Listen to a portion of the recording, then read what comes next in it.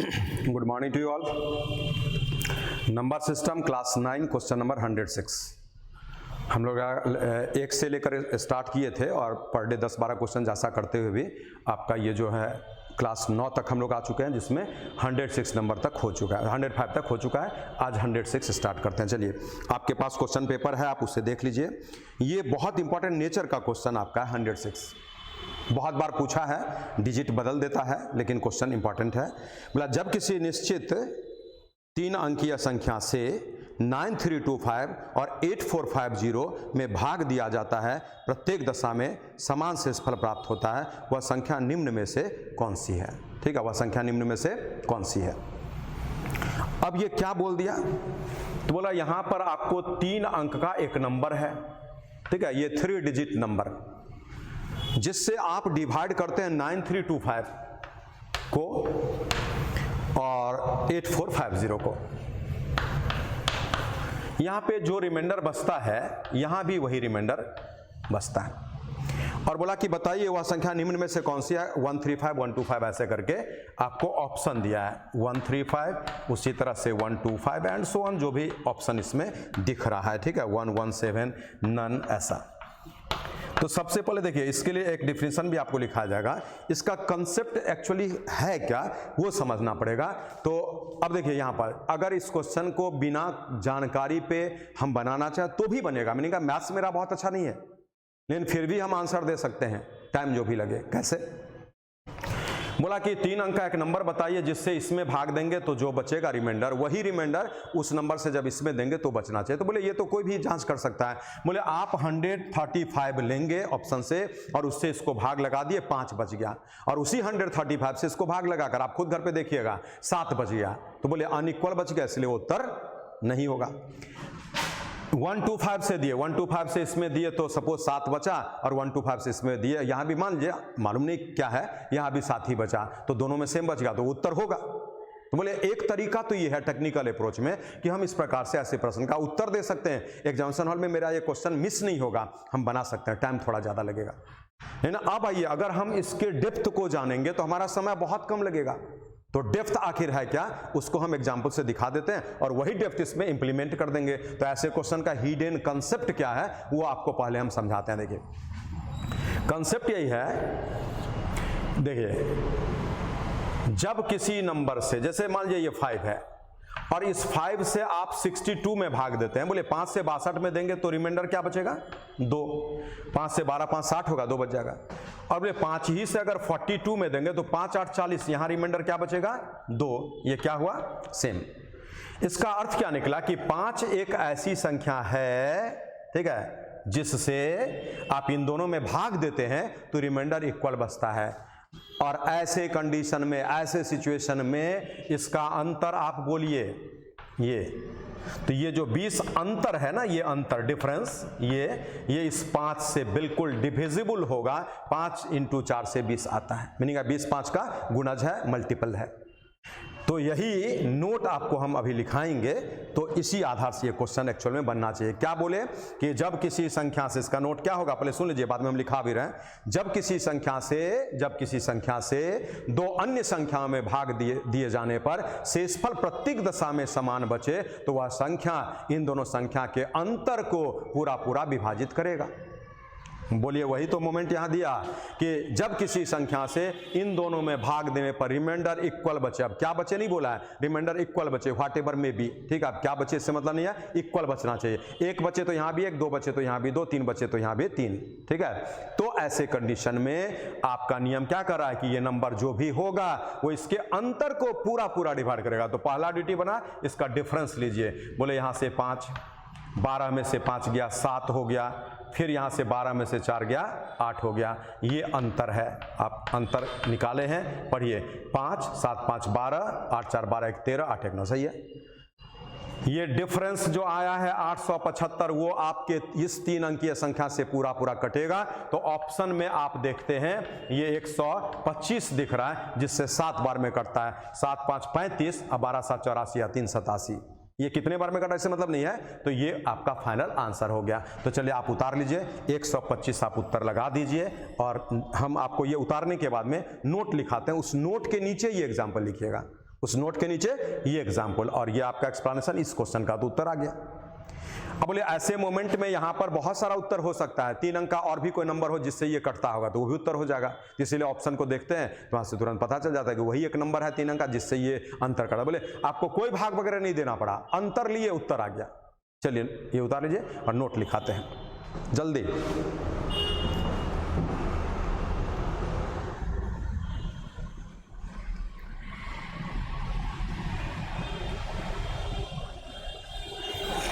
तो ये number system आज का पहला क्वेश्चन, थोड़ा एनालिसिस ज़्यादा है क्योंकि इसमें डेप्थ था, इसका अपना एक कंसेप्ट था और हम उसी कंसेप्ट के आधार पर इस ऐसे प्रश्नों का उत्तर बहुत जल्दी दे पाते हैं।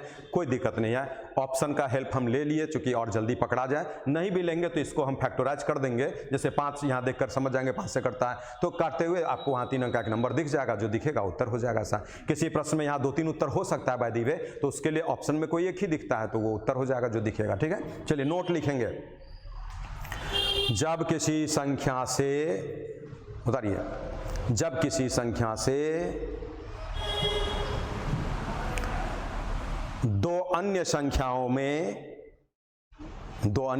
में भाग दिए जाने पर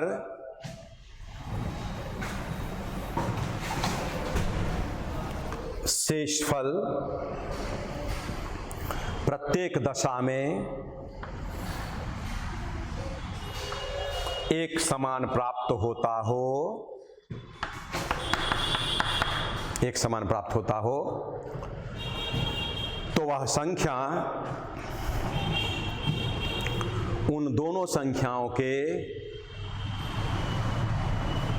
अंतर को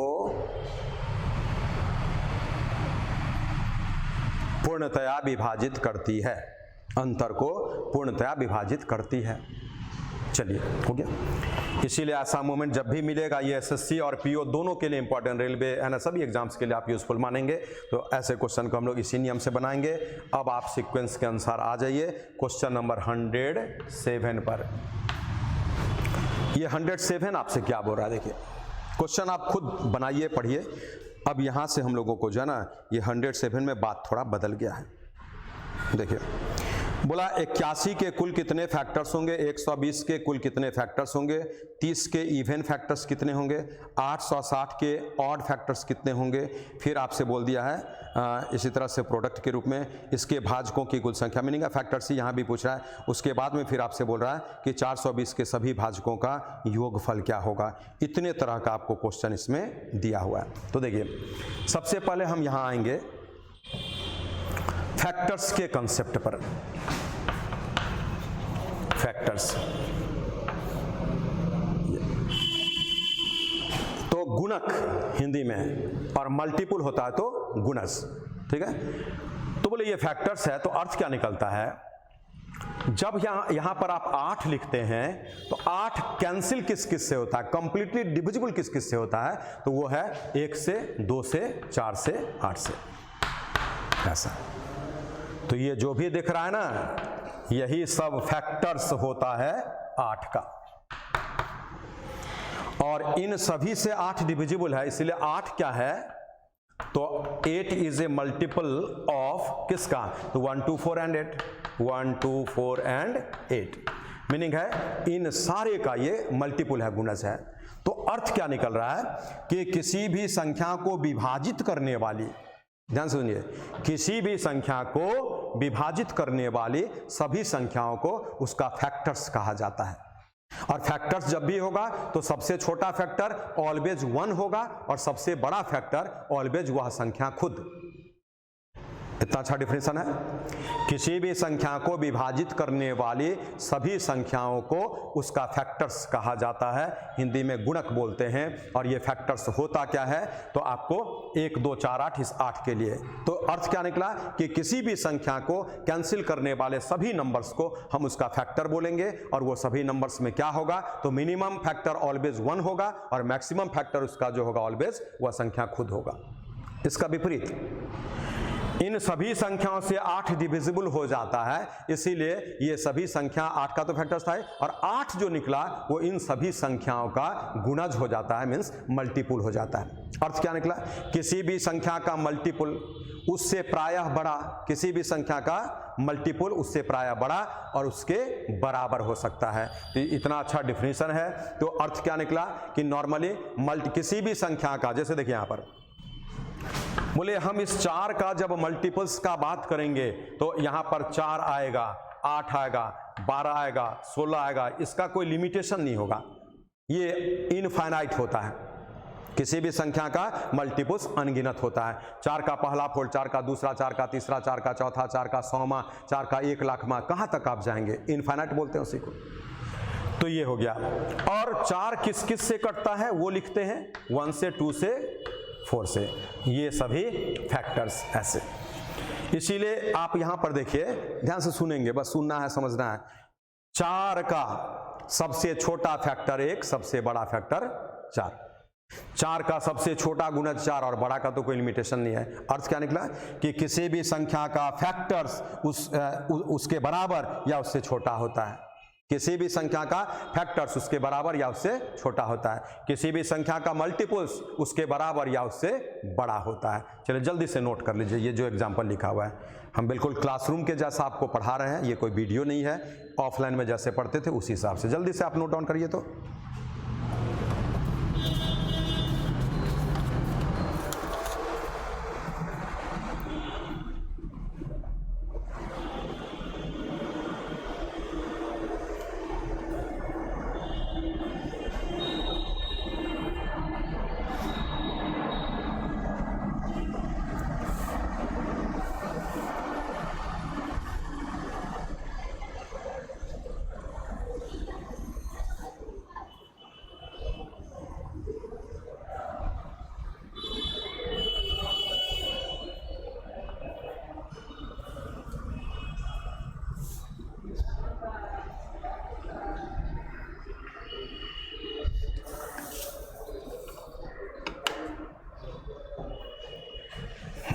चलिए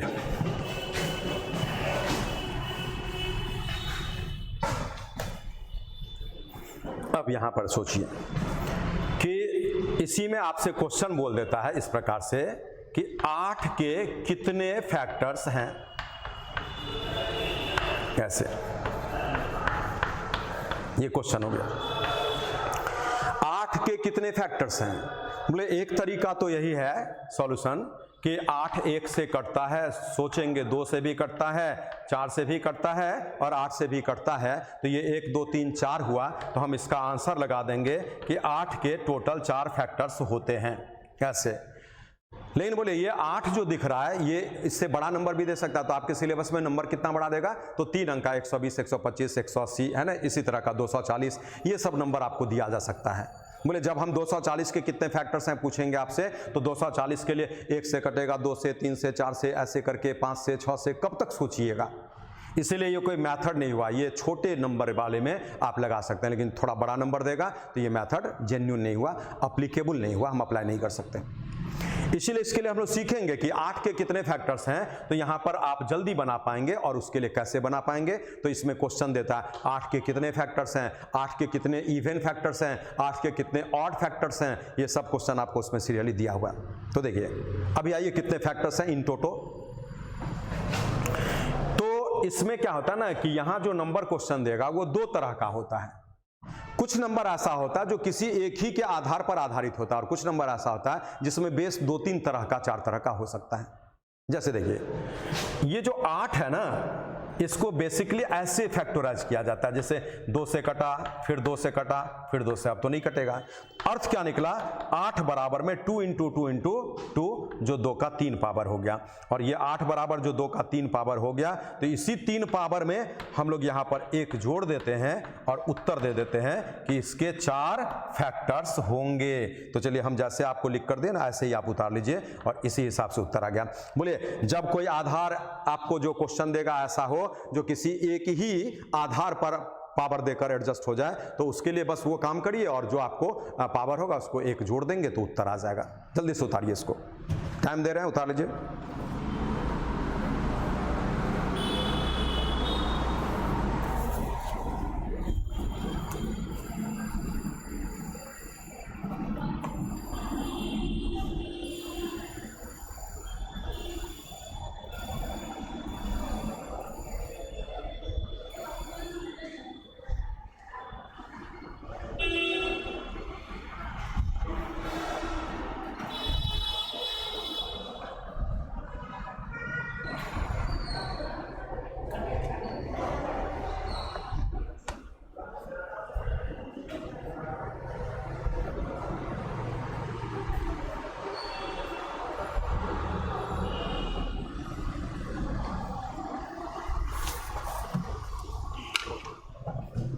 चलिए, तो इस हिसाब से हम लोग ये काम कर लिए।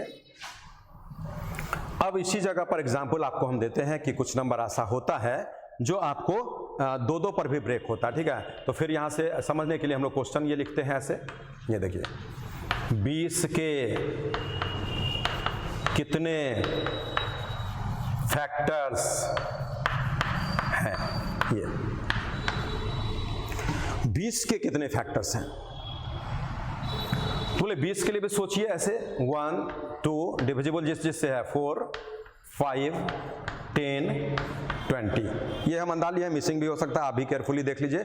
20 1 से कटता है, 2 से कटता है, 3 से नहीं कटेगा, 4 से कटता है, 5 से कटता है, 6 7 8 9 नहीं 10 से कटता है, फिर सीधे 20 से कटता है, तो 4 और 2। चलिए आंसर क्या दे दिए, 6 फैक्टर्स उतारिए, इसके 6 फैक्टर्स होते हैं।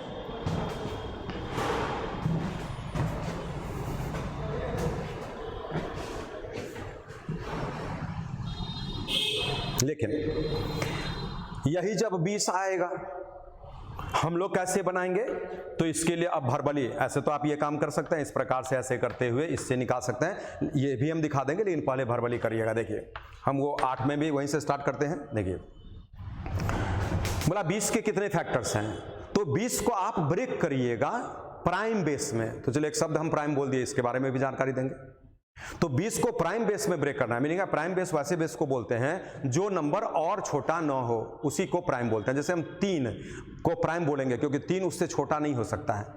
4 को प्राइम नहीं बोलेंगे, कंपोजिट नंबर होता है, क्योंकि 4 उससे छोटा होता है। 4 को 2 गुना 2 लिख सकते हैं, तो 3 को तो 3 गुना 1 है ना, यही तो 3 छोटा नहीं हुआ आपका। इसीलिए क्या है कि जब बेस और छोटा ना हो उसी को हम प्राइम बेस बोलते हैं, ठीक है। तो आज यहाँ फिल करिए, ये 2 से कटेगा तो 10 बार में, फिर 2 से कटेगा 5 बार में, 2 से कटेगा 2 बार में, यहाँ से 2 2 4 हो गया। देखिए 2 से 10 बार में, 2 से 5 बार में, 2 से 2 बार में, फिर 2 से 1 बार में, ऐसे ये। अब इसको जब आप कैलकुलेट करते हैं, यहाँ पर 1 सेकंड देखेंगे, 5 आ गया था ना, ये भाग तो नहीं देना, ये 5 से 1 बार में। तो यहाँ से ऐसे इसको देख लीजिए फिर से। बोले हम लोग ये 20 जो लिख रहे हैं उसको कैसे लिख रहे हैं, देखिए दिखा देते हैं।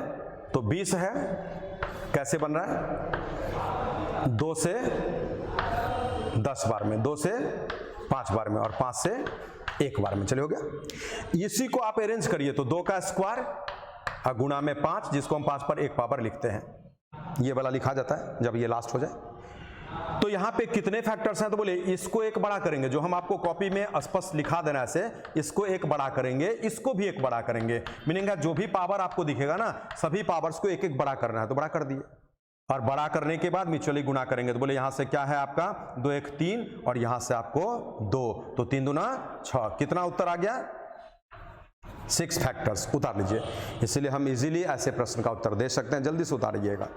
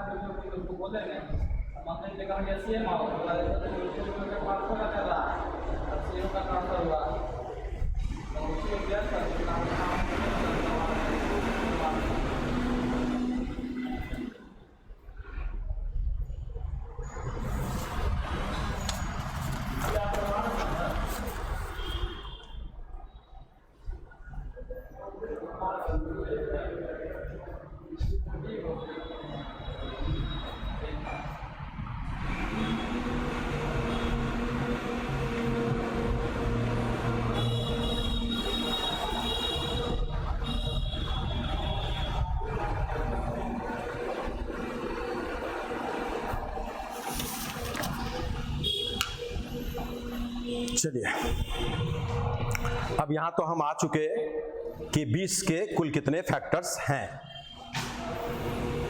तो इसी को हम लोग जल्दी में कैसे ब्रेक करते हैं वो दिखा दिए थे, ठीक है, वो लिख के दिखाए थे ऐसे। अब देखिए यहां पर अब आपको जो भी क्वेश्चन मिलता जाएगा उसको वर्बली आप सोचा करेंगे 20 के कुल कितने फैक्टर्स हैं, तो 20 को ब्रेक करते हैं, मन में आपको जो भी आ जाए यहाँ पर। तो किन्हीं को 10 दूना 20 आएगा, इन 10 में 2 अभी छुपा है तो फिर 2 गुना 5 ऐसे, किन्हीं को आएगा 4 × 5। तो आप ऐसे नंबर को एक्सेप्ट करेंगे जो और छोटा ना होता हो। जैसे देखिए 20 को 4 × 5 बोल सकते हैं, तो 5 तो अब छोटा नहीं होगा तो लिख दीजिए, लेकिन 4 अभी छोटा होगा, 2 × 2 से माने 2 का 2 पावर। चलिए तो ये वर्बली कर सकते हैं, उसके लिए आपको फैक्टराइजेशन लिख के नहीं करना है तो भी आपका उत्तर आएगा। अब यहां पर बोलिए इस पावर को 1 बड़ा करेंगे इनटू इस पावर को भी 1 बड़ा करेंगे और यहां से आपका बन जाता है 6। तो इस क्वेश्चन का आंसर 6 फैक्टर्स हो चुका। चलिए जल्दी सुधारिए।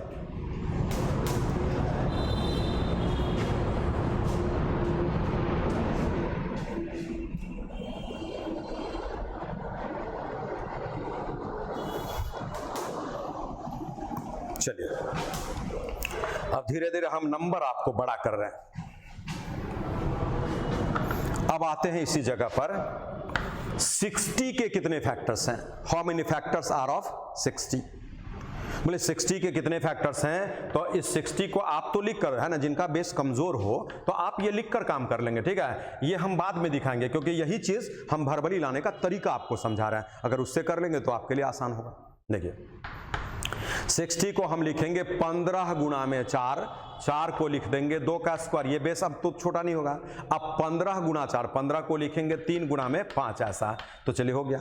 ये बेस गौर से देखिएगा, ये बेस अब छोटा नहीं हो सकता है। सभी पावर को 1 1 बड़ा करके म्यूचुअली मल्टीप्लाई करना पड़ता है। इस 2 को 1 बड़ा कर दिए, इसको भी 1 बड़ा कर दिए, इसको भी 1 बड़ा कर दिए और म्यूचुअली मल्टीप्लाई कर दिए। तो बोले 3 × 2 6 × 2 12। हमारा आंसर क्या आ गया, 12 फैक्टर्स। यही काम जो किया हुआ है, जिनको दिक्कत लगे आपको फिर लिख कर दिखाते हैं। इस 60 को 2 3 5 से काटने का प्रयास करिए, जिससे से भी करता है। 2 से काटिए 30 बार में, फिर 2 से काटिए 15 बार में, 3 से काटिए 5 बार में, 5 से काटिए 1 बार में। गौर से देखिए यही बात आपको यहां लिखा हुआ है जो वहां पर आ रहा है। जल्दी से उतारिए।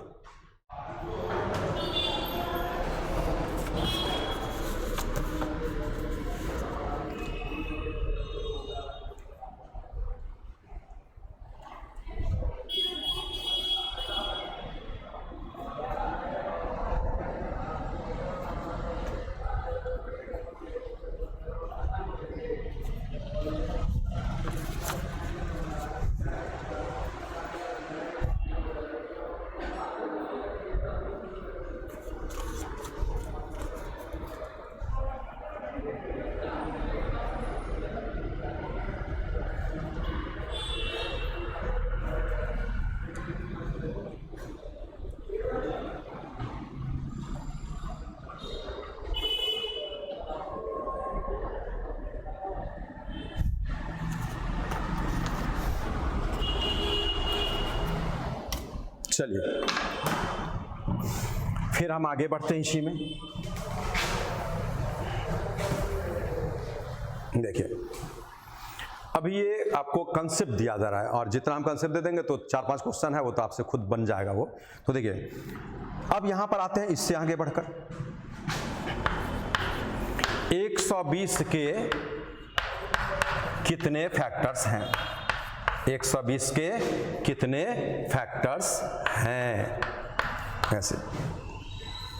तो बोले 120 के कितने फैक्टर्स हैं, ये भी हम जल्दी कर पाएंगे। उसके लिए क्या करेंगे, तो 120 जो है इसको हम 24 गुणा 5 समझेंगे। जिनको नहीं होगा वो 2 से भाग लगाकर ऐसे बढ़िएगा, ठीक है, वो भी दिखाएंगे। तो 24 गुणा 5, 5 अब छोटा नहीं होगा। 24 क्या होता है, 8 तिया 24, तो 3 अब छोटा नहीं होगा। 8 को क्या लिखेंगे, 2 का क्यूब, बिल्कुल ओके हो गया। सभी पावर को 1 1 बड़ा करना है तो आप तो सीधे इसको 2, इसको 2, इसको 4 ऐसा लिखकर गुणा कर देंगे, 16 आ जाएगा। हम कॉपी के लिए आपको स्पष्ट ये लिखकर दिखा रहे हैं, ऐसे ये काम हम करते हैं। तो यहां से 4 दूना 8 दूना 16 फैक्टर्स हो गया जो इस प्रश्न का उत्तर है। और ये 16 फैक्टर्स आप देख भी सकते हैं कि सही उत्तर है कि नहीं, किस किस से करता है। तो चलिए जल्दी से पहले उतार लीजिए।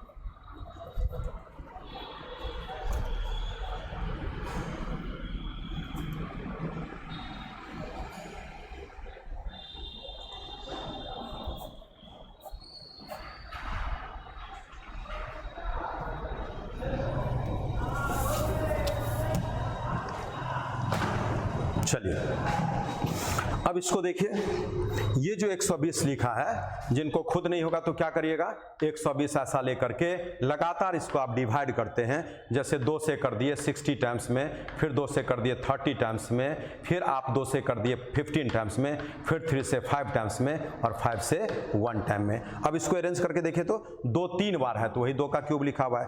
3 एक ही बार है, और 5 एक ही बार है। इससे ये बिल्कुल स्पष्ट हो जाता है, तो कोई दिक्कत नहीं है। आप में से जो छात्र भर्बली ये कर पाएंगे वो करेंगे। बेस ये जो होगा ना, जो भी आप लिखेंगे वो और छोटा नहीं होना चाहिए, मीनिंग है इसी को हम प्राइम बेस बोलते हैं, ठीक है। तो उसके आधार से ये सारा क्वेश्चन हम लोगों का बनता चला जाता है। अब आइए, इसी में हम लोगों को एक शब्द आपसे हम बोले हैं प्राइम बेस, ठीक है, तो उसके बारे में भी है। और ये दोनों टॉपिक हम जब पढ़ लेते हैं तो वो सारा क्वेश्चन सीरियली फिर आराम से बनेगा, हम आपको खुद बताएंगे। तो यहाँ से आ गया प्राइम बेस, तो इसीलिए ये शब्द समझना पड़ेगा, प्राइम नंबर्स कैसे। तो ये जो प्राइम नंबर्स होता है ना, इसी को हिंदी में अभाज्य ऑब्लिक रूढ़ संख्याएं बोलते हैं। ध्यान देंगे, बाइलिंगुअल है, इंग्लिश में भी शब्द बोला जा रहा है, हिंदी में भी आपको बोला जा रहा है। तो प्राइम नंबर्स को क्या बोलते हैं, अभाज्य या रूढ़। तो अभी हम क्या पढ़े, सबसे पहले फैक्टर्स, ठीक है, उसका क्वेश्चन अभी पूरा उससे किया जाएगा, ठीक है। फैक्टर्स आगे पढ़ रहे हैं, प्राइम नंबर्स, और एक इसी से रिलेटेड हो जाता है प्राइम फैक्टर्स, वो भी पढ़ना आपको, ठीक है। तो इसके लिए अर्थ यही है, ये बहुत पुराना क्वेश्चन है, मीनिंग है आप स्टैंडर्ड 3, 2, 4, 5 ऐसे समथिंग में ये पढ़े होंगे। प्राइम नंबर हिंदी में अभाज्य संख्या, वैसी संख्याओं को कहा जाता है जिसका सिर्फ और सिर्फ 2 फैक्टर्स हो। मीनिंग है कुछ नंबर ऐसा होता है जिसका 2 से अधिक फैक्टर्स होता है, वो कंपोजिट नंबर्स हो जाएगा, प्राइम में नहीं आएगा। कुछ नंबर ऐसा होता है जिसका 2 ही फैक्टर्स होगा, तीसरा अवेलेबल नहीं होगा, वो प्राइम नंबर्स में होगा। और हर संख्या का 2 फैक्टर्स होता ही है, केवल 1 को छोड़कर। 1 का 2 फैक्टर्स नहीं होता है, इसलिए 1 प्राइम नंबर में नहीं आता है, कंपोजिट में भी नहीं आता है, ठीक है। तो वो नेचुरल नंबर है 1 आपका, लेकिन जब हम बाइफरकेट करते हैं 2 हिस्से में, प्राइम और कंपोजिट ऐसा, तो इसीलिए 1 को साइड कर दीजिए। 1 न तो प्राइम होगा न तो कंपोजिट होगा, लेकिन जो आपको 2 से डिविजिबल होना, जिसका फैक्टर्स ज्यादा हो जाता है, ठीक है, 2 से, उन सारे को हम लोग कंपोजिट में फिर रख देते हैं। तो बोले प्राइम नंबर किसको बोल रहा है, जिसका 2 ही फैक्टर्स हो। देखिए, और जब 2 ही फैक्टर्स होगा तो क्या होगा, एक 1 होगा 1, और एक खुद होगा, ये 1 और सेल्फ मीन्स खुद, ऐसा मीनिंग है। आप वैसे ही नंबर्स को प्राइम नंबर्स बोल सकेंगे, अभाज्य संख्या बोल सकेंगे, जिसको कैंसिल करने वाला सिर्फ 2 नंबर्स हो, और वो सिर्फ 2 नंबर जब भी होगा तो एक तो 1 होगा ही और एक आपको खुद होगा। जैसे देखिए, 2 1 से कटेगा और खुद से कटेगा, बोलिए 2 को कैंसिल करने वाला 1 और 2 के अलावा और कोई नंबर नहीं होता है, दैट्स वाई प्राइम है। 3 को कैंसिल करने वाला एक खुद, एक ये 1 और ये खुद, इसके अलावा कोई और नंबर नहीं होता है, 3 भी प्राइम नंबर है। 5 को कैंसिल करने वाला 1 और 5, इसके अलावा कोई भी नंबर और नहीं है जो 5 को कैंसिल करे, तो निश्चित रूप से वो भी प्राइम नंबर होता है। अब आइए, बट इन बिटवीन 4 एक ऐसा नंबर है जो 1 और खुद से तो कटेगा, ये तो ऑब्वियस है, अंडरस्टूड है, सारा नंबर को 1 से और खुद से कटना पड़ता है, लेकिन ये इसके अलावा इस 2 से भी डिविजिबल हो गया, इसलिए 4 को आप प्राइम नंबर नहीं बोल सकते हैं। चलिए इसको नोट करिए, जैसे हम लिख कर दिए हैं।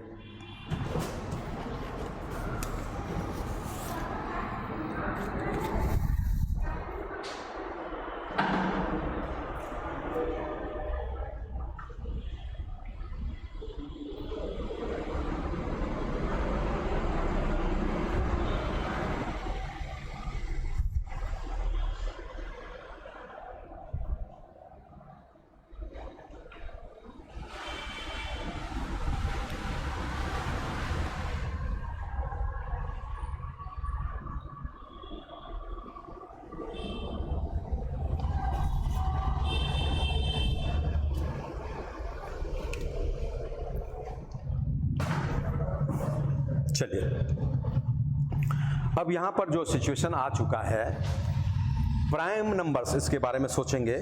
प्राइम नंबर्स जो है ये ऐसे परिस्थिति में है जिसमें कोई सर्टेनिटी नहीं होता है। जैसे आप यहां पर एक सीक्वेंस देखेंगे, गौर से देखिए, ये prime numbers 2, 3, 5, 7, 11, 13, 17 and so on. जब हम आते हैं यहां पर इवन नंबर्स में, ऑड नंबर्स में और नेचुरल नंबर्स में, तो ये बनता है 1, 2, 3, 4, 5 ऐसे। ये बनता है 2, 4, 6, 8 और ये 1, 3, 5, 7। अर्थ क्या निकला? ये तीनों सिस्टम सिस्टमेटिक है। ऐसे सिस्टमेटिक का अर्थ है इसमें एक एक का वृद्धि है, इसमें दो दो का, इसमें दो दो का। तो सिस्टमेटिक जब हो गया, गैपिंग सेम हो गया, सेम इंटरवल हो गया, तो हम ऐसे को अरिथमेटिक प्रोग्रेशन भी बोलते हैं। मीनिंग है एपी, शॉर्ट फॉर्म में अरिथमेटिक प्रोग्रेशन। अर्थात ये सभी एपी में है। जबकि इसको गौर से देखिए, ये अनसिस्टमेटिक है। ये जो दिख रहा है ना, हम प्राइम नंबर्स के लिए लिख रहे हैं अनसिस्टमेटिक। ये प्राइम नंबर्स कैसा है? अनसिस्टमेटिक। अनसिस्टमेटिक का अर्थ क्या होता है? इसमें कोई सिस्टम नहीं है, ठीक है। तो यही कारण है, ये हम क्यों ये शब्द यूज कर रहे हैं आगे के बात को बोलने के लिए। तो यही कारण है कि जब आपसे नेचुरल नंबर्स पर क्वेश्चन देगा, इवन नंबर्स पर देगा, ऑड नंबर्स पर देगा, तो इसके लिए अरिथमेटिक प्रोग्रेशन का सारा फॉर्मूला रिसर्च हो चुका है और उसके अनुसार आप काम कर लेते हैं बहुत जल्दी। लेकिन ये अनसिस्टमेटिक है, ध्यान देंगे, और अनसिस्टमेटिक है इसीलिए प्राइम नंबर्स के लिए जब भी क्वेश्चन आपको देगा तो आपको मैन्युअली गिनना पड़ेगा। मीनिंग है कैलकुलेट ही करके आप उत्तर दे सकते हैं, उसका फॉर्मूला आप नहीं बना सकते हैं। आज तक नहीं बना, आगे भी नहीं बनेगा। क्यों नहीं बनेगा हम पूरे बारीकी से आपको समझा देते हैं, क्योंकि ये अनसिस्टमेटिक ग्रोथ को शो कर रहा है और जब सिस्टम नहीं होगा तो उसको काउंट करना मुश्किल होता है, वो एक एक को गिनना पड़ता है। जैसे आप देखेंगे, देखिए इन दोनों बातों में क्या फर्क है, इसलिए हम ये चीज समझाना चाह रहे हैं कि प्राइम नंबर्स में कोई सिस्टम नहीं है। तो प्राइम नंबर्स का जब भी क्वेश्चन आपको दिया जाएगा तो उसको गिन कर ही आप बनाएंगे, उसको भी दिखाया जाएगा तो समझ में आ जाएगा क्या बोलना चाह रहा है। तो देखिए कैसे, अब यहां से ये अनसिस्टमेटिक है और सिस्टमेटिक, तो क्या फर्क होता है देखिए। सपोज करिए कि एक क्लासरूम में ये 100 बेंच है, 1 2 3 4 5 6 ऐसे करके 100 बेंच, बोले 100 बेंचेज है एक क्लास में और सभी पे 4-4 बैठा हो, सभी पे 4-4, तो इसको क्या बोलेंगे? सिस्टमेटिक अरेंजमेंट है। 100 बेंच है और बिल्कुल सभी पर जो है ना 4-4 ऐसे बैठा। जैसे आप एक एरोप्लेन का बात करिए या ट्रेन का, पूरी तरह से फुल है तो उसमें क्या होता है, जैसे प्लेन में आपका जो है 3-3 6 सीट एक रो में अगर दिया तो ये जहां तक आपको गया है बिल्कुल अरेंज्ड लगता है ऐसे। तो हम लोगों को अरेंज जब भी होता है तो कैलकुलेशन आसान होता है, उसका फॉर्मूला बन जाता है। कैसे देखिए, ये 100 बेंच है सपोज, 1 2 3 4 ऐसे और 4-4 बैठा, तो हम सीधे 100 गुना 4 कर देंगे, उत्तर दे दिए कि उस क्लास में 400 छात्र हैं। लेकिन बोलिए ये सिस्टमेटिक है, फॉर्मूला बना दिए, 100 बेंच 4 छात्र प्रत्येक पर, तो 100 गुना 4 फॉर्मूला हो गया। n बेंचेस प्रत्येक पर x छात्र, तो n इंटू x छात्र का संख्या निकल गया, एक फॉर्मूला डिराइव हो गया। लेकिन बोलिए अब यहां पर हम आपको दिखा रहे हैं कि ये 100 बेंच तो है, किसी में 5 है, किसी में 3 है, किसी में 4 है, किसी में 2 ही है और कोई बेंच बिल्कुल खाली भी है। तो बोले ऐसा अगर होगा तो कितने छात्र बैठे हैं? तो इसके लिए आप जितने भी छात्र अभी सुन रहे हैं, देख रहे हैं वीडियो को, निश्चित रूप से आप दिमाग में लाइए, क्या करना पड़ेगा? एक एक को गिनना पड़ेगा कि इसमें 5 है, 5 3 8 4 12 2 16, यहाँ पर 0, फिर आगे एंड सो ऑन ऐसे, तो आपका उत्तर आएगा। उत्तर तो आ जाएगा लेकिन एक एक को गिनना पड़ेगा, तब इसी को बोलते हैं अनसिस्टमेटिक। दुनिया का कोई भी आदमी इस अनसिस्टमेटिक के लिए फॉर्मूला नहीं बना सकता है, वही आपका प्राइम नंबर है अनसिस्टमेटिक। और से देखिए, यहाँ 1 बढ़ा, यहाँ 2 बढ़ा, यहाँ 2 ही बढ़ा रह गया, अचानक 4 बढ़ गया, इसलिए ये बात समझा जा रहा है कि प्राइम नंबर्स में कोई सिस्टम नहीं होता है। यानी प्राइम नंबर्स के सारे क्वेश्चन को डील करने के लिए आपको याद रखना पड़ेगा और छोटा जो भी होगा कैलकुलेशन करना पड़ेगा तभी। तो ये सभी चीज़ समझ में आ गया, जल्दी से आप इसको भी उतार लिए होंगे। अब हम आते हैं इसी में, इसलिए इससे हम ये समझा दिए कि प्राइम नंबर्स जब भी होगा तो उसका कुछ पॉइंट्स आपके दिमाग में होना चाहिए, आपके लिए ज़्यादा बेनिफिशियल होगा। तो पॉइंट्स कौन कौन होगा उसको आप लिखेंगे, ठीक है। यहाँ पर रिमेंबर ऐसे पहला पॉइंट, चलिए सभी लिखेंगे, हम आराम से लिखाते हैं क्योंकि ये क्लास हो रहा है, ये वीडियो नहीं है, क्लास हो रहा है, इसलिए बिल्कुल आराम से लिखा देते हैं। लिखिए पहला पॉइंट, आपके रेलवे में पूछा था कि सबसे छोटी अभाज्य संख्या कौन सी है, तो उसका उत्तर ये पहला पॉइंट ही दे देगा। ठीक है, तो पहला पॉइंट लिखिए। देखिए, एक अभाज्य संख्या नहीं है, ऐसे 1 ये अभाज्य नहीं है, ये एक अभाज्य नहीं है। दूसरा पॉइंट लिखिएगा, लिखे सबसे छोटी अभाज्य संख्या 2 है। दूसरा पॉइंट आप लिखेंगे सबसे छोटी अभाज्य संख्या 2 है। हम लिख भी देते हैं, चलिए। सबसे छोटी अभाज्य संख्या 2 है। चलिए, इसी प्रकार आप तीसरा पॉइंट पर आएंगे। सबसे छोटी अभाज्य संख्या 2 है, ये लिख दिए। तीसरा में लिखिए 1 से 25 तक में 9 अभाज्य संख्या है। 9 अभाज्य संख्या है, आप लिख लेंगे। 1 से 25 तक में 9 अभाज्य संख्या है, जो आप यहां पर देख भी सकते हैं इस हिसाब से। ऐसे देखिए 1 2 3 4 5 6 7 8 9। देखिए 1 से 25 तक में कितना निकला, गौर से देखिए। ये 25, ये तो 25 के आगे हो गया। 1 से 25 तक में 9 अभाज्य संख्या है। आगे चौथा पॉइंट में आप लिखेंगे 1 से 50 तक में 15 अभाज्य संख्या है। ये 1 से 50 तक में 15 अभाज्य संख्या है।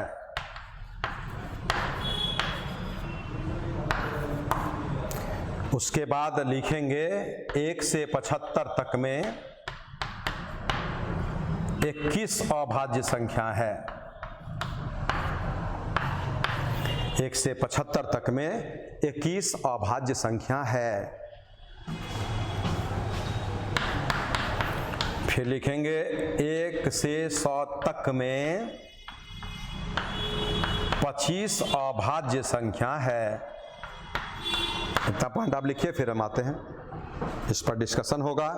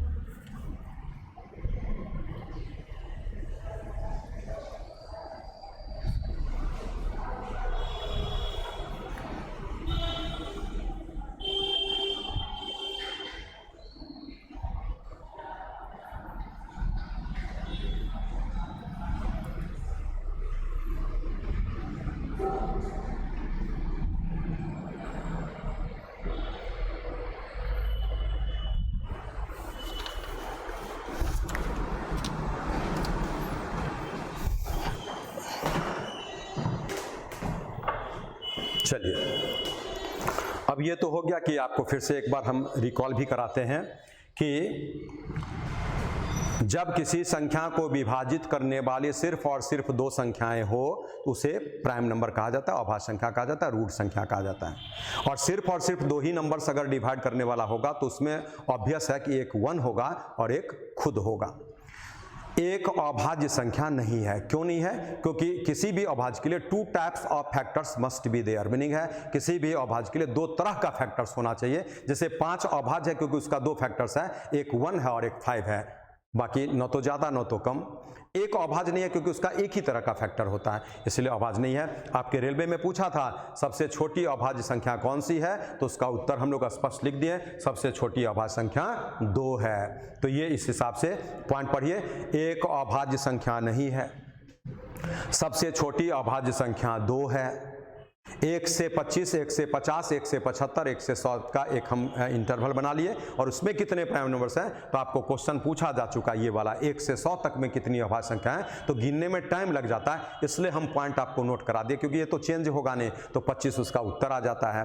तो इसके लिए क्या लिखा गया, 1 से 25 तक में 9 अभाज्य संख्या, 1 से 50 तक में 15 अभाज्य संख्या, 1 से 75 तक में 21 अभाज्य संख्या और 1 से 100 तक में 25 अभाज्य संख्या। तो ये जो आता है ना, उसको कभी आप भूल जाएंगे बाय दी वे, तो याद रखने का तरीका भी हम आपको बता देते हैं, तो कभी भी भूलेंगे तो आप ये बात दिमाग में लाएंगे, इजीली उत्तर मिल जाएगा। जैसे देखिए 1 से 25 है, 1 से 50 है, 25 बढ़ा देंगे, 1 से 75 और 1 से ऐसा, तो आपको जो है कितने अभाज्य होंगे, तो यहाँ पे 9 होता है, ठीक है, उसके बाद 6 जोड़ते हैं, यहाँ हम दिखा रहे हैं ऐसे 15, फिर 6 ही जोड़ेंगे 21 और अब 4 जोड़ेंगे ऐसा।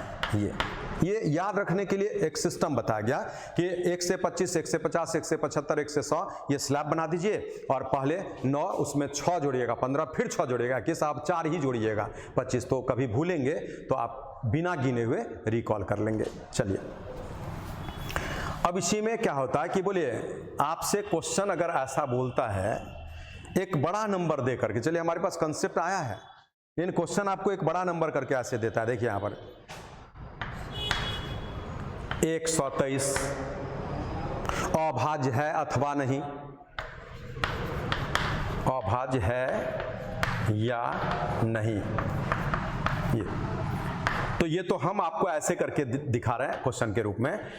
आपको एग्जामिनर जो पूछेगा वो क्या करेगा, 4 नंबर आपको देगा इसी लेवल का, ये बहुत बड़ा नहीं है, जैसे 600 700 इस तरह का भी दे सकता है, लेकिन 3 डिजिट का ही नंबर मोटा मोटी मानिए, तो आपको ये ऐसा देता है और उसमें सीधे लिखेगा कि निम्नलिखित में से कौन सी संख्या अभाज्य संख्या है, मीनिंग है प्राइम नंबर है, ऐसा आपसे बोलेगा, निम्नलिखित में से कौन सी संख्या अभाज्य संख्या है, तो उसके लिए 4 ऑप्शन होगा, जिसमें एक अभाज्य होगा जो बिल्कुल सही होगा, बाकी 3 नंबर जो भी है वो अभाज्य नहीं होता होगा, ठीक है। तो ये चीज उसी को हम अलग तरीके से समझ, बोले आपके पास ये कंसेप्ट होगा तो यही जांच उस नंबर में आप करेंगे तो पता चल जाएगा कि कौन अभाज्य है कौन अभाज्य नहीं है। तो देखिए इसके लिए भी हम नोट लिखाएंगे, जब थोड़ा बड़े नंबर का बोल दिया, बोले छोटे का बोलता कि सपोज यहाँ पर 7 अभाज्य है कि नहीं, तो पहले तो आप ये रख देंगे 1 से खुद से, उसके बाद थोड़ा प्रेशर डालिए दिमाग पे कि 1 और 7 के अलावा 7 किसी से कट रहा है, तो थोड़ा देर सोचेंगे, 1-2 सेकंड में आ गया नहीं कट रहा है, ओके कर देंगे प्राइम है।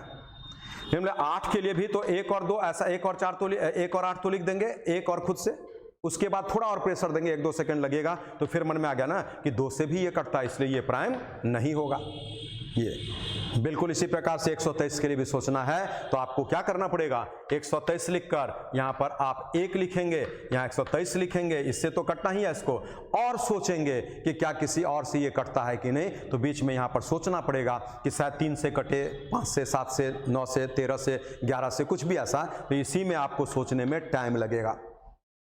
इन सारे चीजों से बचने के लिए ही आपको तरीका बताया जा रहा है और उस पर हम लोग बना लेंगे और फिर इसको नोट में भी लिख लेंगे, ठीक है। तो क्या करना पड़ता है उसको सीखिए। देखिए जब थोड़ा बड़े नंबर के बारे में आपसे पूछ देता है कि क्या ये अभाज्य संख्या है या नहीं, अभाज्य मीन्स प्राइम नंबर, हिंदी में आपको क्या बोलते हैं अभाज्य या रूट, इंग्लिश में प्राइम, तो क्या करते हैं देखिए, इसके लिए आपको हम पहले बना कर दिखा रहे हैं, ठीक है, समझा भी रहे हैं, बना भी रहे हैं, बाद में नोट लिखा देंगे। जिस संख्या के बारे में क्वेश्चन आपसे डिमांड करेगा कि क्या ये नंबर अभाज्य है अथवा नहीं, हम क्या करेंगे, तो उस नंबर से ठीक बाद का, उस नंबर से तुरंत बाद का एक स्क्वायर नंबर ले लेंगे। बोले स्क्वायर किसको बोलते हैं, जैसे 10 का स्क्वायर 100, 11 का स्क्वायर 121, 12 का स्क्वायर 144, मीनिंग जब इस नंबर के बारे में आपसे डिमांड किया कि वेदर 123 इज ए प्राइम और नॉट, तो आप उसके लिए क्या करेंगे, इससे ठीक आगे का एक स्क्वायर नंबर लेंगे और वो स्क्वायर नंबर आप अपने से सोचिए, तो 11 का स्क्वायर 121 से तो ये खुद बड़ा है, मीनिंग 12 का स्क्वायर लेना पड़ेगा। हम यहां लिखते हैं 144, एक स्क्वायर नंबर किसका स्क्वायर है, 12 का स्क्वायर, मीनिंग दी गई संख्या से ठीक बड़ा एक स्क्वायर नंबर लेना, बहुत आगे नहीं जाना है, ठीक बड़ा एक स्क्वायर नंबर लेना है, ले लिए इसके आगे का स्क्वायर नंबर, ये 12 का स्क्वायर है। अब इस 12 के नीचे जितना भी प्राइम नंबर्स है आप उसको केवल नोट करेंगे। 12 के नीचे प्राइम नंबर क्या है, तो सबसे पहला तो प्राइम 2 होता है, 2 है, 3 है, 5 है, 7 है और 11, यही प्राइम है। 12 के नीचे प्राइम कौन कौन है, 2, 3, 5, 7 और 11।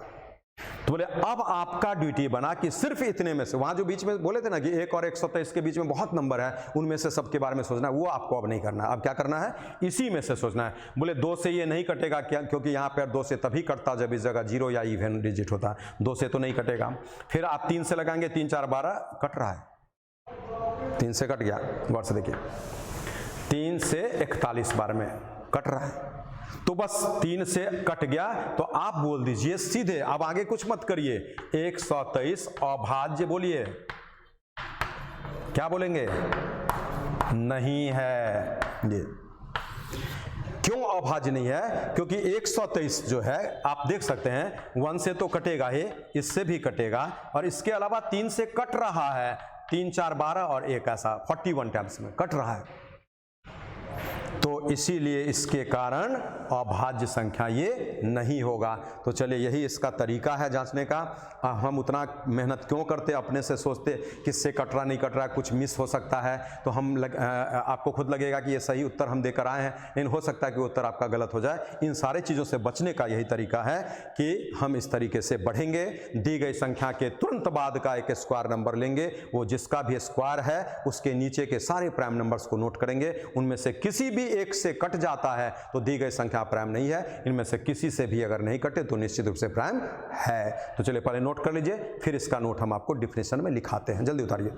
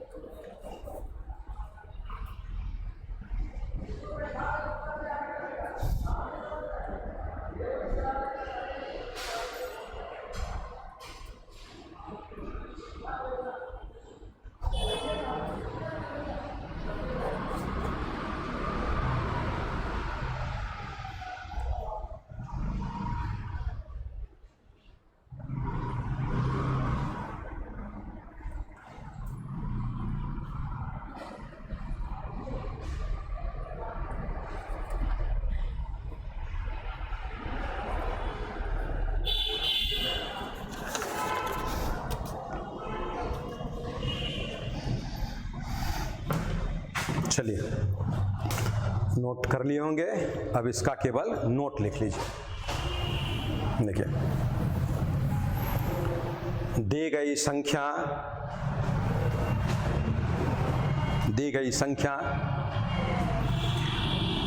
अभाज्य है अथवा नहीं, दी गई संख्या अभाज्य है अथवा नहीं,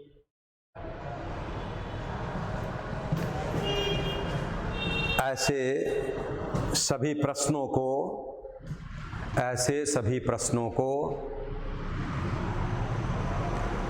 हल करते समय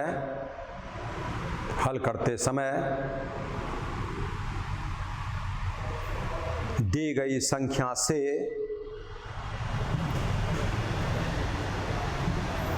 ठीक बड़ी एक पूर्ण वर्ग संख्या, जिसको कंप्लीट स्क्वायर नंबर बोलते हैं, एक पूर्ण वर्ग संख्या ली जाती है। पूर्ण वर्ग संख्या कंप्लीट स्क्वायर नंबर हो गया। और वह जिस संख्या का वर्ग होता है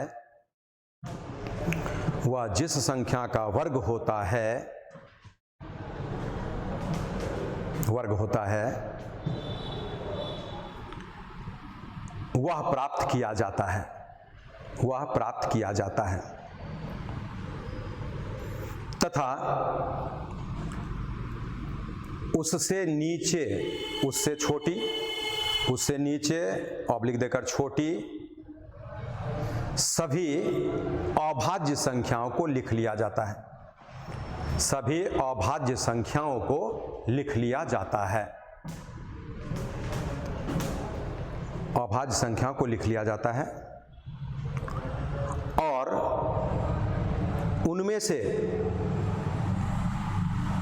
किसी भी एक से, उनमें से किसी भी एक से दी गई संख्या विभाज्य नहीं हो, दी गई संख्या विभाज्य नहीं हो, तो संख्या निश्चित रूप से, तो संख्या निश्चित रूप से अभाज्य होती है, संख्या निश्चित रूप से अभाज्य होती है। और यदि उनमें से किसी भी एक से, उनमें से किसी भी एक से दी गई संख्या पूर्णतया विभाज्य हो, पूर्णतया विभाज्य हो, तो वह संख्या अभाज्य नहीं होती है, तो वह संख्या अभाज्य नहीं होती है। तो चलिए आपको हम लिखा भी दिए बिल्कुल स्लो में, आप नोट कर लिए होंगे। इसी का एक एग्जाम्पल और आपको हम दिखाते हैं। जैसे यहाँ पर लिख देते हैं 317 अभाज्य है अथवा नहीं, अभाज्य है या नहीं। ये तो बोले आपसे पूछ दिया कि वेदर 317 इज प्राइम और नॉट, यही पूछा। तो बोले अब हम जांच कैसे करेंगे, तो ये 317 जो है ना, इससे तुरंत बाद का एक स्क्वायर नंबर लेंगे। बोले हम आगे बढ़ते हैं, 15 का स्क्वायर 225, 16 का स्क्वायर 256, 17 का स्क्वायर 289, 18 का स्क्वायर 324। मीनिंग है इसके तुरंत बाद का स्क्वायर नंबर ये निकला जो कि 18 का स्क्वायर है, और इस 18 के नीचे जितना भी प्राइम नंबर्स होगा हम वो लिखेंगे। और कौन कौन है, तो 2, 3, 5, 7, 11, 13, 17, ये सभी प्राइम नंबर्स इस 18 से छोटा होता है प्राइम नंबर्स। ये आप गौर से देखिए, 2 से तो ये बिल्कुल नहीं कटेगा, चूंकि यहाँ पर हम देख लिए इवन, और इसका भी रूल पढ़ेंगे तो आपको पढ़ा जाएगा इसी चैप्टर में, ठीक है। तो ये नहीं कटेगा 2 से। 3 से 7, 1, 8, 3, 11, 3, 1, 4, 7, 11 नहीं कटेगा। 5 से यहाँ 0, 5 होगा, नहीं कटेगा। 7 से 7 चौका 28 होगा, और 3 37 नहीं कटेगा, ठीक है।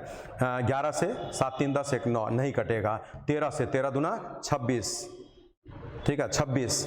57 बच गया है, तो क्या करेंगे, 13, 4, 52 नहीं कटा। चलिए 17 से भी लेंगे तो यहाँ 17 होगा, यहाँ पर फिर आपको 14 बचेगा। 147 होगा, और 17 से 147 आपका नहीं कटता है, क्योंकि हम 17 × 8 करेंगे 136 होगा। तो फिर आप जब 9 बढ़ जाते हैं तो आपका 153 हो जाता है। मीनिंग है ये नहीं कटा। इनमें से किसी से ये डिविजिबल नहीं है, इसीलिए हम बोलेंगे कि 317 है ना, इस 324 अर्थात 18 के स्क्वायर के नीचे जितना भी प्राइम नंबर्स हैं उनमें से किसी से भी विभाज्य नहीं हुआ, इसलिए ये 317 निश्चित रूप से अभाज्य संख्या है। ये आपके प्रश्न का आंसर हो गया। इसलिए आप बोलेंगे 317 अभाज्य संख्या है, ठीक है। क्योंकि आप देख सकते हैं, बोले इसका अर्थ क्या है कि 317 1 से कटेगा और 317 से कटेगा, और बाकी किसी से ये नहीं कटेगा। उसका जांच हम इतना कम में कर लेते हैं, क्योंकि इसके बीच में रेंज तो बहुत है, हम उस रेंज को मिनिमाइज करते हैं इसके जरिए, और इसलिए यहाँ से बिल्कुल स्पष्ट दिख चुका है कि हम लोग ऐसे क्वेश्चन को इसी तरीके से बनाएंगे। तो चलिए अभी हम यहाँ तक तो आपको करा दिए, इसमें अब आप अपना क्वेश्चन खुद बनाएंगे, लेकिन हम आपको नेक्स्ट क्लास में फिर क्वेश्चन कराएंगे जो जहाँ पर आपको था 107 नंबर से कराना था, या 8 नंबर जो भी, तो वहाँ से हम लोग पढ़ेंगे। तो वो फैक्टर्स का सारा क्वेश्चन, प्राइम नंबर्स का सारा क्वेश्चन, प्राइम फैक्टर्स का सारा क्वेश्चन। तो इसमें प्राइम फैक्टर्स बाद में आएगा। जैसे आपसे बोलेगा सपोज कि 40 में कितने प्राइम फैक्टर्स हैं, तो 40 को हम लोग ब्रेक करते हैं ऐसे करके, 8 × 5, 8 है ना, 8 × 5, उसको 2 का क्यूब इंटू में 5 पर 1 पावर ऐसे, और उसी से निकालते हैं कि 2 बेस भी जो है आपको आ गया 3 बार में, और 5 बेस भी आ गया है 1 बार में ऐसे। तो इसी से आपको ये 40 को फैक्टराइज के 2 पर 3 पावर गुना 5 पर 1, 2 भी प्राइम बेस है, 5 भी प्राइम बेस है, तो ये पावर जो होता है ना उसको जोड़ते हैं, उतने फैक्टर्स निकल जाते हैं, तो आपका 3 और 1 4 हो जाएगा। जैसे आप देख सकते हैं इस बात को, इस पर तो डिस्कशन होगा ही। 40 के कितने प्राइम फैक्टर्स हैं, तो 40 को आप लिखते हैं ऐसे 5 गुणा में 8 ऐसे, ये ठीक है। ये हो गया 40 के कितने प्राइम फैक्टर्स, ठीक है, इसका चर्चा तो होगा ही। तो कितने प्राइम फैक्टर्स हैं, तो हम इसको ब्रेक कर दिए, ये प्राइम होना चाहिए, प्राइम प्राइम है ना, तो ये कर दिए 5 और ये 8 है, 40 हो गया। तो प्राइम बेस ये कितने बार, 1 बार, और वो कितने बार, 3 बार, तो 1 और 3 4। इसीलिए हम बोलेंगे कि उसके कितने प्राइम फैक्टर्स हैं, उत्तर हो गया 4। ठीक है। तो कितने तरह के, तो ये आपका 5 और 2 तरह का दिख रहा है बेस, लेकिन कितने प्राइम फैक्टर्स हैं? बोले ये क्या है 40, हमारा उत्तर कितना आ रहा है? 4 प्राइम फैक्टर्स। ये 4 प्राइम फैक्टर्स क्या बोलना चाह रहा है वो आप यहां से देख के बिल्कुल समझ सकते हैं। कैसे? देखिए, बोले 40 जब हम लिखते हैं तो यहां से ये 4 प्राइम फैक्टर्स में कैसे आ रहा है? 5 एक बार आता है, ये 2 गुना में 2 गुना में 2, बोले यही तो आपका 40 है, गुना करिए 40। तो क्या ये प्राइम है 1, ये भी प्राइम है 2, ये भी प्राइम है 3, ये भी प्राइम है 4, इसीलिए 40 के कितने प्राइम फैक्टर्स हैं? उत्तर हो जाता है ये 4, 1 2 3 4 ऐसे। ठीक है। कितने तरह के होते हैं? तो ये 2 तरह का दिख रहा है, एक 5 बेस है, एक 2 है, जिसी के मल्टीपल से 40 मिलता है। लेकिन आपसे पूछता है कितने प्राइम फैक्टर्स हैं, तो उत्तर हो गया यही 1 2 3 4, जो हम लोग तुरंत में फैक्टराइज करेंगे और पावर को ऐड कर देंगे तो उत्तर आ जाएगा। ठीक है। तो इसी हिसाब से ऐसे सारे क्वेश्चन को हम लोग आराम से डील कर लेंगे। अब यहाँ पर एक नोटिस ऐसे कॉमनली दिया गया, लेकिन चलिए इसमें भी हम थोड़ा सा लास्ट में 1 मिनट बोल देते हैं आपसे कि इसके बाद में हम लोगों को इसी ट्यूसडे से जो आपको ये कैरियर एजुकेशन ऐप है,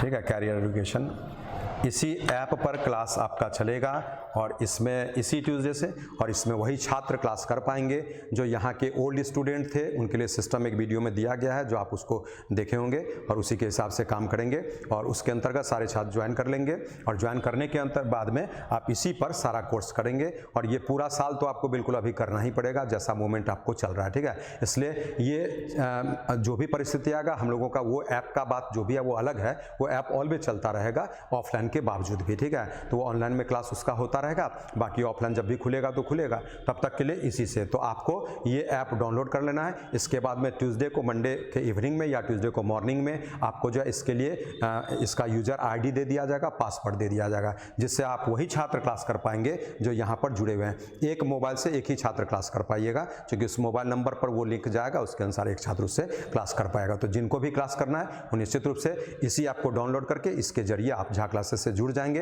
पुराने छात्र भी नए छात्र भी। यूट्यूब को थोड़ा हाइड किया जाएगा, बीच बीच में हम कुछ वीडियोस देंगे, लेकिन वो कॉमनली जैसे पढ़ा रहे थे ना, वो पढ़ाई उस पर नहीं होगा, वो एक ग्लिम्स होगा, किसी चैप्टर का कुछ हम कंसेप्ट दे दिए, इस प्रकार का वीडियो उस पर लोड होता रहेगा, लेकिन वो कोई क्लास नहीं होगा। सिस्टमेटिकली क्लास इसी ऐप पर चलेगा, आप इसी के अनुसार जुड़ेंगे ट्यूसडे से। ओके।